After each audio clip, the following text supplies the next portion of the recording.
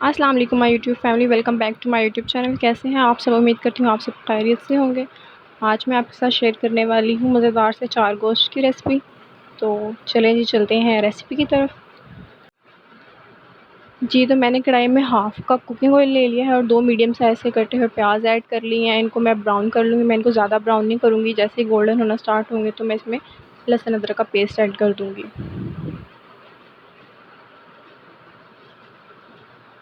جی تو پیاز براؤن ہو گیا، میں نے اس کو زیادہ گولڈن نہیں کیا۔ اب میں نے اس میں ایڈ کر لیا ہے 1 ٹیبل اسپون لہسن ادرک کا پیسٹ، اور میں اس کو 2 سے 3 منٹ کے لیے بھون لوں گی۔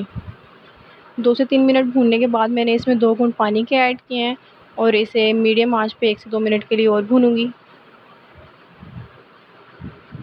بھوننے کے بعد میں نے اس میں ایڈ کیا ہے 1 ٹی اسپون نمک، 1 ٹی اسپون ہلدی، 1 ٹی اسپون سرخ مرچ، 1.5 ٹیبل اسپون شان کا چار گوشت مسالہ۔ آپ چاہیں تو کسی بھی برانڈ کا یوز کر سکتے ہیں۔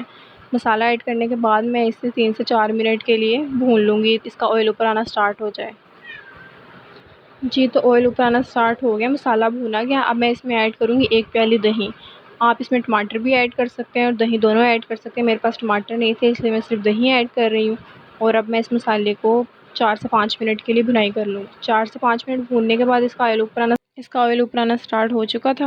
میں نے اس میں ایڈ کر لیا ہے چکن میں نے لیا ہے ½ kg، اور اب میں اسے 10 منٹ کے لیے بھونائی کر لوں گی۔ جب چکن کا کلر وائٹ ہونا سٹارٹ ہو جائے گا تو میں اس میں ایڈ کروں گی آدھا گلاس پانی، اور پانی ایڈ کرنے کے بعد میں اسے دم پر لگا دوں گی 10 سے 15 منٹ کے لیے میڈیم فلیم پر۔